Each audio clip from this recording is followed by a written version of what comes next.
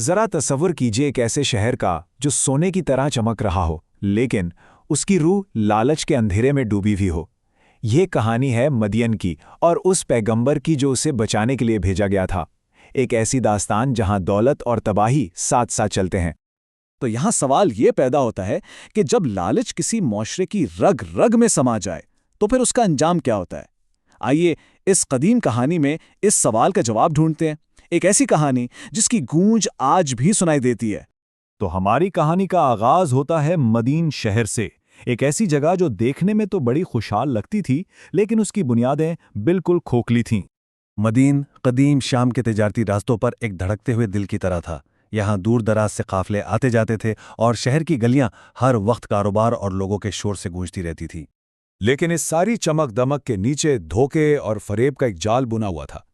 یوں سمجھیں کہ مدین کی ہر اینٹ بے ایمانی کی کمائی سے رکھی گئی تھی، اور ان کی بدعنوانی صرف بازاروں تک ہی نہیں تھی۔ وہ ناپ تول میں کمی کرتے، قافلوں کو لوٹتے، بھتہ وصول کرتے اور توحید کو چھوڑ کر فطرت کی پوجا میں لگ گئے تھے۔ اسی وجہ سے انہیں جنگل والے یعنی اصحاب الائکہ بھی کہا جاتا تھا، جو ان کی روحانی گمراہی کی ایک بڑی نشانی تھی۔ اسی بدعنوانی اور گمراہی کے اندھیروں میں اللہ نے ان کی رہنمائی کے لیے انہی کی قوم میں سے ایک پیغمبر بھیجا جن کا نام تھا حضرت شعیب علیہ السلام۔ حضرت شعیب علیہ السلام کا پیغام بالکل سادہ اور دو ٹوک تھا۔ ایک خدا کی عبادت کرو جس کے سوا کوئی عبادت کے لائق نہیں۔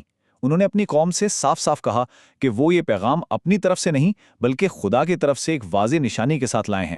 دیکھیں، ان کا مشن دو حصوں پر مشتمل تھا۔ پہلا روحانی پاکیزگی یعنی شرک اور بت پرستی کو ختم کرنا، اور دوسرا اسی پاکیزگی کی بنیاد پر ایک منصفانہ معاشرہ قائم کرنا جہاں تجارت میں ایمانداری ہو، کیونکہ سچا ایمان سچے عمل کے بغیر بالکل ادھورا ہے۔ لیکن مدین کے سرداروں نے اس آواز کو سننے کے بجائے اسے طنز اور تکبر سے ٹھکرا دیا۔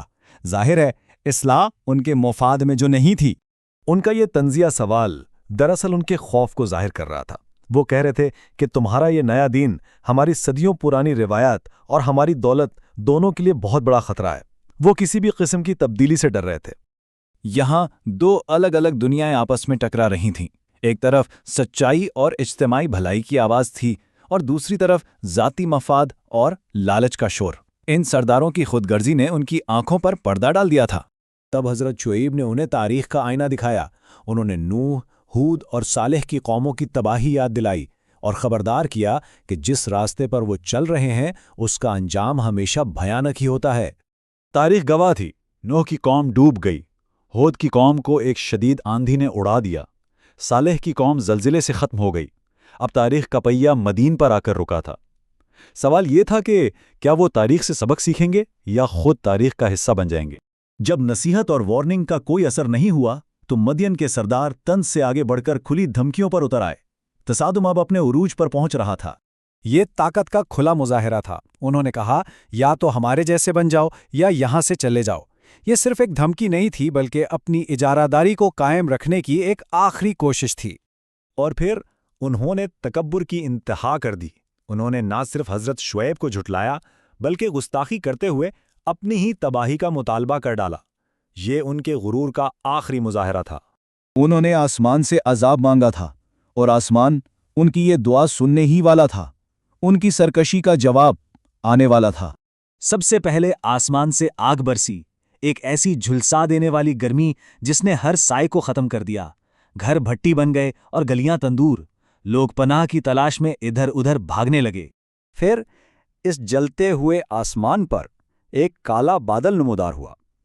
یہ ان کے لیے امید کی ایک کرن تھی۔ انہیں لگا کہ یہ رحمت کا سایہ ہے جو انہیں اس عذاب سے بچانے آیا ہے۔ وہ سب کے سب اس بادل کو رحمت سمجھ کر اس کے سائے تلے جمع ہونے کے لیے دوڑ پڑے۔ پورا کا پورا شہر ایک ہی جگہ اکٹھا ہو گیا، اس امید میں کہ انہیں اس شدید گرمی سے نجات مل جائے گی۔ لیکن وہ بادل رحمت نہیں بلکہ عذاب تھا۔ قرآن کے مطابق ایک ہولناک آفت نے انہیں وہیں آ لیا جہاں وہ جمع تھے۔ وہ ایسی تباہی تھی جس نے انہیں ان کے گھروں میں ہی بے جان کر کے رکھ دیا۔ اس تباہی کے بعد مدین کی کہانی ایک سبق کے طور پر باقی رہ گئی، ایک ایسا سبق جو اخلاقیات اور انجام کے درمیان گہرے تعلق کو ظاہر کرتا ہے۔ یہ الفاظ حضرت شعیب کے تھے جو اپنی تباہ حال قوم کو دیکھ رہے تھے۔ ان کی آواز میں افسوس تھا لیکن پچھتاوا نہیں۔ انہوں نے اپنا فرض نبھایا تھا، لیکن وہ اس قوم پر کیسے آنسو بہاتے جس نے جان بوجھ کر تباہی کا راستہ چنا تھا؟